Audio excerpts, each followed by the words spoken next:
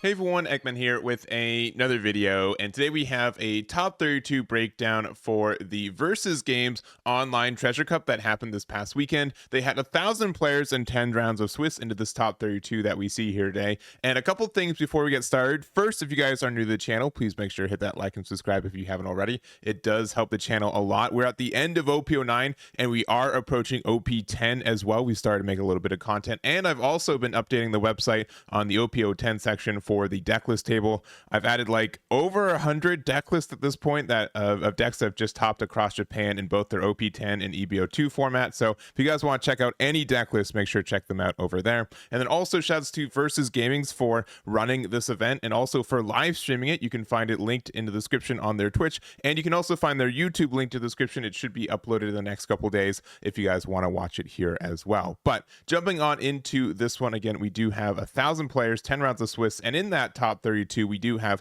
8 copies of Doflamingo, 6 copies of Shanks, 5 copies of ST13-003 4 copies of Purple Luffy, 3 copies of Lucci, 2 copies of Red and Purple Luffy, 2 copies of Teach, 1 Katakuri, and 1 Enel as well. So generally speaking, this is probably the most diverse and kind of like evened out event that we've had when it comes to a top 32. Doflamingo only taking 25% of the top cut is pretty small in consideration to where it's been throughout the month, so I think that's something that's notable for it. And we also have 9 different leaders top this event too, and also of them I think Shanks has been a little bit more represented than usual. Purple Luffy's been having a pretty good month too, and it's been doing pretty well. And then we kind of see the rest as well of like, yeah, you know, black and yellow Luffy's still doing good, Rob Lucci still being relevant, me being happy that Star Deck 10 Luffy is doing well, and then also Teach and 2 yellow decks to kind of round it out. And also for the total leader breakdown, we do have 235 of the Dofi, 121 of the Shanks, 115 of the Purple Luffy, 93 Star Deck 13 Luffy, 86 copies of Rob Lucci, 60 copies of Teach, 48 copies of Star Deck 10 Luffy, 48 Enel, 44 Bonnie, 27 Smoker, and 123 other decks from there. So only kind of big kind of percentage decks that didn't top, I would say, are 1 Bonnie and Smoker. I think both these decks are still moderately playable, but I have noticed that Bonnie's kind of fallen off in these last couple weeks, and I'm not super surprised that it didn't top this event either. Smoker's been kind of popping up here and there, so I do know some people are committed to it, but with only 27 people on the deck too, it's not so unlikely that it didn't top for this event either. So that's kind of the data for the players and leader and just kind of top 32 breakdown as it is. And we are going to go over the top placing leader for each one of these. And again, if you guys want to check out any of the deck lists, they are linked in the description. You can find them here on this table. And you can also, if you want to see specifically like all the Rob Lucci lists or something, you can find them linked like that. But we're going to jump into our first place list, which is Joshua Graham's version of Donquixote Doflamingo. And Dofi's had a pretty good month in general, right? I think it's won pretty much every event that we've had with lists like these. I don't have a lot to say specifically about deck lists because they are generally the same thing. More times than not, it's more of a pilot center deck than necessarily a deck builder center deck. One thing I will notice is that the 4 cost law here, this one I don't see as often in Doflamingo. This is the this came out in OP07 with Boa, right? It's supposed to help proc the Boa effect, but being able to return this card to our hand as an additional 2k can help you in some times. There are some times where if you need to draw a 2k, you don't really care about cards on board as much. You can play it off your leader effect, put it back to your hand. If you make your opponent bottom deck 1, sure, but just having another 2k in hand is okay. So that's kind of my understanding of it. We are also, in comparison, only playing 1 copy of the 4-drop 2k Croc, which I think some people have been using this a little bit more. This does help you, recur copies of like your Sengoku, Buggy, Perona, that kind of thing. But even without it, like, it's still in a good spot. So I don't have much more to say. Congratulations to Joshua for their finish with Doflamingo, and I'm sure we'll continue to see Doflamingo do well for the last couple weeks of this format. And then next up, you've got samsans, and something that I haven't mentioned yet either, and I should have probably mentioned this a little bit earlier, but of the top 6, we had 6 different leaders into our top 6, which I think is pretty remarkable for a format like this. We had 6 different leaders get 1 through 6th place, so that's really, really neat. But for samsans build, we are playing the MonkeyD.Luffy, which I still contend is one of the better decks, if not the best deck in this format. Even though it doesn't have the numbers for it, I do think that it is slightly better than Dofi at times, though. I do think Dofi, the edge that Dofi has is that sometimes it just wins. Sometimes you get, oh, these are the good cards. You get them on turn 4. You got like 4 bodies on board already. Like, how's your opponent going to stabilize from there? But Black Yellow Luffy is in still a really good spot, and there have been kind of a couple different techs and different blockers that people have been kind of eyeing for this one, which we're playing all of them in this one. It is the 3-cost Nami from Star Deck 14. Being able to use this to draw a card late game can be really clutch. We also have Emporio, which helps us get into some scenarios where we can be like a 7k leader with 1 life with 2 blockers up, and the next turn we'd be a 9k leader with 1 life and some blockers up. So that kind of helps get there. And then we also have the Shirahoshi, which most people have been replacing this over copies of Ice Age. They play otherwise, so being able to use this in conjunction with like a 2-drop Rocket Luffy off of like a Gecko Moria, you can do you get some really good removal. Still be a 7k leader with a blocker. The blocker, it can be negotiated with, right? It can be removed with, but it's not as impregnable as like a Sabo, but I think that's important. And then last kind of tech card, it is the Monkey-D.Luffy. I see this card pop up every once in a while in both this and Rob Lucci. It's not a bad card. I do think that if we only have 1 copy of removal reduction, which is like the Shirahoshi, this is like a little bit less good. And, it's a little bit slow since it's a when attacking ability, not like an activate main or on play. But this still can help you go for game at the end of the game, and where you're just, have so many cards in your trash already. Like, you can outvalue like a Monkey-D.Luffy late game, right? So it's like another copy of that. That's fine. It's a 5 cost, right? So it fits into the slot. But in general, I think Luffy's in an okay spot going into this next format. I know a lot of people are talking about Gecko Moria, if it's going to get removed or not. And so if it does, I don't think this deck is necessarily dead in the water, but it definitely does have to change its gameplay style of not just playing an 8-drop 9k every turn too. So, but this is the build here. Congratulations to samsans for their 2nd place finish. And into 3rd, we have Aaron with their copy of Shanks. And again, Shanks had a pretty good weekend, being able to get 6 spots into this top 32, which generally it's been getting at like 1 or 2 copies. So seeing so much of it, I think is impactful. Also, it was the 2nd most run leader for this event with 121 copies. And there's a couple different like build philosophies for this one. If you want to be like a little bit more consistent, running your searchers like Uta. Uta doesn't find every top end. The only real top end cards that it does find are your Ben Beckmans as well as your 10-cost Shanks. But 10-cost Shanks is one of the best cards in this deck. You always want to play it on 10, almost every situation. And so the longer this card stays on board, the better it is, which is really strong. So I don't think it's too bad to play Uta in that sense. You are also able to find a couple 2Ks with your Hongo and your Lime Juice. And if you're playing like Lucky Roo and Yasop for some matchups, I think that helps as well. There are some builds that still play Red Hawk, and I don't think Red Hawk is bad, but I don't think it's the build that you have to play with it. So I'm not surprised that to see success with a build that wasn't running it. And we still just have a lot of removal and contention for it. So 4 copies of Beckman, 3 copies of Newgate, and then 4 copies of Silvers. Unfortunately, I don't think any less than 4 copies of Silvers is meta. I think you have to play all 4 copies of it. It's really good for this deck. Being able to not only get removal, but helps you just kind of be defensive and get you to 10 Dawn in a better spot. Just helps you so immensely. It's such a good card. It stinks that it's not searchable in the state that it is, right? If this card could be found off Uta, Uta would be played, I think, 100% of the time. But without it, it's kind of in a bit of a rough spot. So other than that, I think we've been seeing the cards that we normally see in Shanks anyways. But this is the build from Aaron, and congratulations for their 3rd place with Shanks. The next up, we got Purple Luffy. So we got Blazernight, sorry, with this version of it. And Purple Luffy's just been, I don't know. I feel like I just changed my opinion on it like every couple weeks or so. It's still fine, and it's a deck that's really, really like tempo oriented. You have to find your curve, and there are a lot of times where like, oh, it smokes a deck, and then sometimes it just doesn't get there either. If I'm going to be as bold, it's probably just kind of comparable to like a less consistent version of Doflamingo. There's a lot of things that it does similarly in the sense that you are able to go wide on board. You don't have like the killer removal that they have from like Blue Trafalgar Law, and you don't have the consistency that they have from being able to look at the top deck and find your pieces more consistently. But from just the sense that like you can put a lot of cards on board that's going to make it difficult for your opponent to answer, I think is really impactful for what this deck tries to do. So generally speaking, the kind of card pool has been pretty similar for Purple Luffy as well. People have been putting in like a couple copies of this Nico Robin blocker just because it's a small blocker that you can chain with copies of like Onami or something like that. Being able to put 2 blockers at the same time with also Useless Kid is very good. So Most decks can answer one blocker, but being able to put two out pretty cheaply is a little bit trickier. I know a lot of people are playing the Hitokiri just because it is able to remove some two costs, which can include like Teach when you're playing against a Marshall.D.Teach player, which is really important as well. And then we do have our top end, right? We have to play our Zorojuro, our Sangoros, as also our Luffy Taro to be able to get our board. And if we don't see Luffy Taro on 7 Dawn, we just feel really bad about it because we know we're going to draw them late game when we don't need these non-counter bricks in our hand too. So other than that, I really do like the Linlin for the deck. It does help out in a lot of ways and helps you stabilize against Dofi. And then also the 9-cost Luffy. This card is fantastic. If you play this as soon as you can, it's a 10k that just keeps it hitting every turn. And that really starts to add up at the end of the game. So this is Blazernight version of the Purple Luffy. Congratulations for their finish there.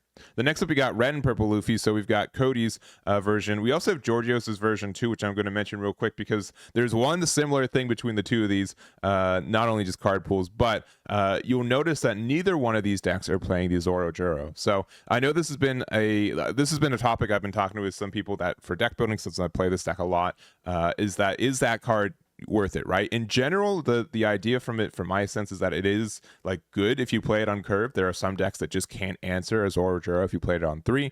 That's kind of stuff like a Shanks really can't do anything. Purple Luffy can't really do anything about it either. But really, some decks can do something about it, and then you just feel bad about it. Like Teach can do something about it, usually with like a Doc Q. Dofi can just bounce it back to your hand, so you just wasted 3 Dawn that you could have used for something else. And it's just like it's mildly consistent, but it kind of feels like a high roll card sometimes. Because also, if you don't see it on 3 Dawn, you just don't play it for the rest of the game either. So I do like the idea that instead we just use these cards to ramp. Instead, we have 3 copies of Lead Performer Disaster, and then also 3 copies of It's to Die For. Both of them essentially let us ramp a Dawn as an event. This one, if you're playing against Doflamingo and they have like a 4-drop 6k Weevil out, you get to ramp 2, which is really, really strong. And this one just lets you draw a card, and when you activate main, you get to draw a card too. So not that we have a lot of triggers off of life since we only have 3. This is really helpful for, I think, that. And obviously we can heal them later with Linlin, which means that we get that bonus there too. So I do think that the deck is really strong, but also clearly there's a lot of different ways to build them, which I think is really cool too, in their own way. So this one being like just a little bit more like consistent in the sense that we play all these events here, we're able to get there. We also are playing the Thunder Bagua, so if your leader is at 2 or less life, which we get to very easily, we're able to ramp an additional card, which is really, really nice. So we do have to keep 2 Dawn open, but that's not too terribly difficult for us to do. And we are rewarded if we're able to do so. So other than that, I think this deck is in a good spot. I do like the one of Dragon and also the one of Goldie Roger. Koty's definitely playing a build that, like, if your opponent knows like your deck build, they have knowing that you play 1 copy of Goldie Roger means that they have to play around it every game, because no matter what, like, you could have it and that's there. And no copies of Shanks as the top end, which I think is fine, but we also have Georgios version, which is playing 3 copies of the Shanks, which I do like that card as well. So in the end of it all, I really do like Red Purple Luffy. I think it's really strong right now. It's really cool to see different builds pop up over the last couple weeks, and you can see that this deck is still dynamically being worked on, and just because there's different tech options, different ways different people build it, and I think that's really cool, especially since like the last 5 decks more or less are kind of solidified in their card pools and their ratios. This one's still doing a lot of work. There's a lot of ways to make your own build of it, and I think that's really cool. So this is Koty's and also Georgios's version of the Red Purple Luffy. The next up, we've got Devious with their copy of Rob Lucci, and Lucci's been pretty present since release in OP07. It has made some minor adjustments to this format, and it's a deck that I think is still pretty present right now because Black Yellow Luffy hasn't been as present, and also Teach hasn't been as present as expected for this meta. So with Teach being, I think, more and more popular as we get to the end of this week, and end of this format, and also since I think more people are picking up Teach now because it does get significantly better in OP10, Lucci gets a little bit of a worse matchup because that is a pretty tough one for you. So we are getting effects that help us play around Teach's, on play negation.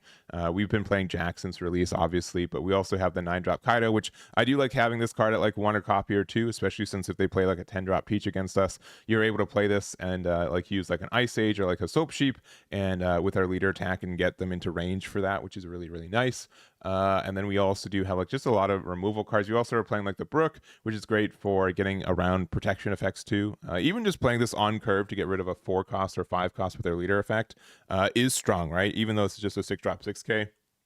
the fact that, you know, we have a lot of people who usually are playing like the Kaku for 5 or something in that regard. Being able to play Brook just helps you get kind of better removal. It's kind of like not a super strong card on like stats wise for its cost, but it's still kind of relevant. We're playing Tempest Kick and Ice Age because we have to. We are playing a single copy of 6 King Pistol, which is nice for converting into like our 3Ks with a dead card in our hand, since we are playing almost half of our deck has non-counters, even though this counts as that. So we have 23 non-counters in the deck, and then we do have like our standard like reduction package. We have Brook, we have a removal. We have a single copy of Kobe as well, which a lot of people are playing in Smoker since it is a Navy card. And I think that's really all I have to say about this one. So obviously Rob Lucci's still doing really good. It's in a good spot. I think that it is, if Moria does get hit in some way in the next restriction list, this deck does suffer from it. It is the best deck in the format.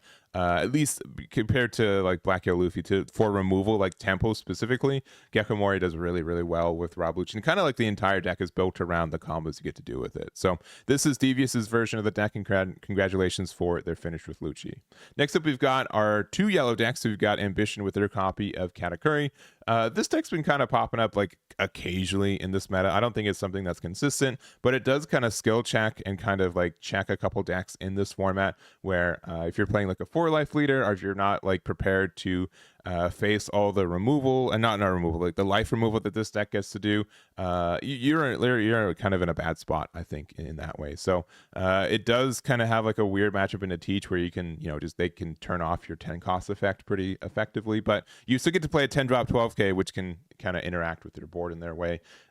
We do play the new 6-drop Lin, which is from the star deck that it got. So on play, you may trash 1 card from your hand. Your opponent chooses one to either trash 2 cards from their hand or trash 1 card from the top of their life. So either one, I think you do get like a little bit of a benefit for it. This one's been a little bit of a lackluster, I think, in like the standard way of how we play Katakuri, but it does apply a lot of pressure, which I think is really strong. 7-drop Lin still very good on curve, being able to play this, and you just get to get a lot of value. Your opponent has to make a weird choice, and even if they make the choice, sometimes they choose the wrong one, which is really helpful. And then we do have like one big thing I think Katakuri has gotten since its release in OP03 is that Yellow's gotten some pretty consistent removal options. This Nami's probably the epitome of it, where not only is it a 5-drop 5k, but you're able to get rid of a 5 cost or less, and you get rid of a trigger card in your hand, which this deck runs quite a few of. But then also you can activate this effect, which lets you pop a 5 cost, and if you have 3 or less cards in hand, you get to get the cycle, which is really nice. So in general, I think Katakuri is in an okay spot. I think it does still have consistency issues, and there are some matchups that are still kind of tough for it, but it's cool to see it still popping up every once in a while, and here's Ambition's version of the build. And the next up, we've got Enel, and a lot of people have been talking about Enel with EBO2. We do have a new 10-drop that this deck loves to run. The fact that it lets you heal also on a when attacking trigger and not an activate main is pretty impactful, since, or sorry, not an on-play, not an on-play, which all of our healing is on-play based, so if you're playing against Teach, you're in a bad spot. Enel's kind of got like a really weird matchup tree right now too. Generally speaking, it's really good against Doflamingo, which is the most present and best deck in this format, and then most of everything is kind of hit or miss if it's a winnable matchup or not in some regard. So I think it's a deck that is still strong. Some people run like there's still like a good amount of like build diversity that I've been seeing for the decks that have been topping these last couple weeks. Bonnie's not always run in these builds, and I'll say generally not, but if you're able to play this on curve, it is a really great card for being able to get some actual card draw, but also the trigger off of life is pretty good too. It just helps you get deeper into your deck, and sometimes like generally speaking, Enel is only as good as how many top end cards you get to see. So if you're able to play like your Yamatos and your aces back to back pretty consistently and build a board, you're in a pretty good spot. We are also playing the Russian, which this one generally is not run right now. But so this kind of leans to more of like an aggressive edge to this. It does mean I think you can be a little bit better against Rob Lucci. Being able to play this and rush with it means that most Rob Lucci players, I think, feel like they can set up against Enel because they're a little bit of a slow deck. So if you can kind of surprise them with this card, you can get some extra advantage there. And then we have a removal. And yeah, we're really about consistency since we are playing 4 copies of Shiro Hoshi on top of the Bonnies, meaning we have 7 different cards that'll let us cycle cards from our hand if they hit off of life, which I think is important. So other than that, I think Enel's it's in an okay spot. I think it's going to get better with EBO2, which we were getting in a couple months.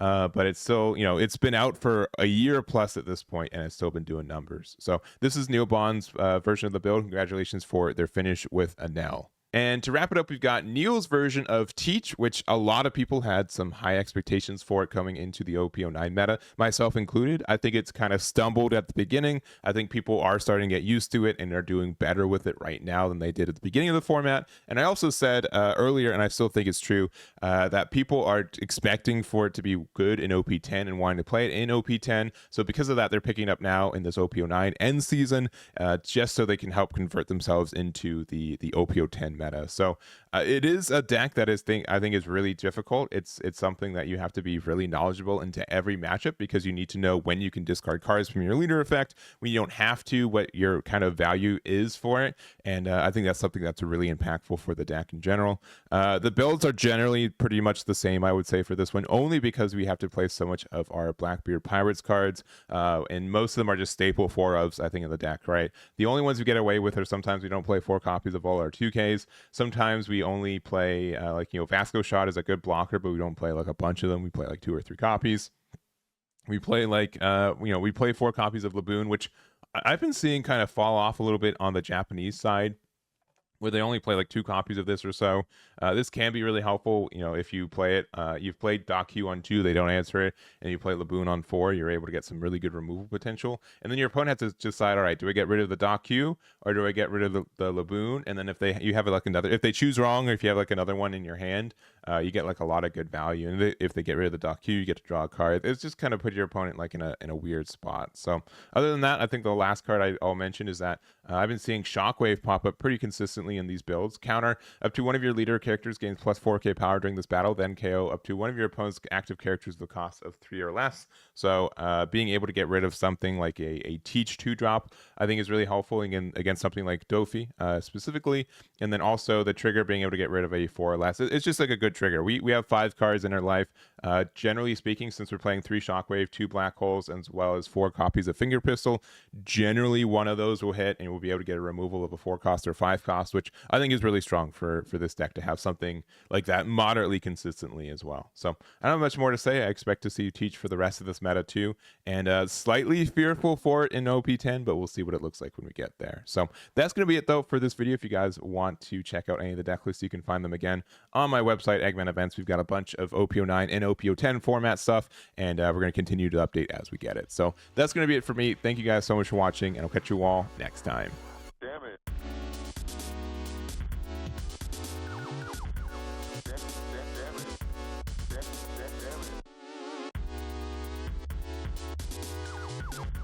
Damn it.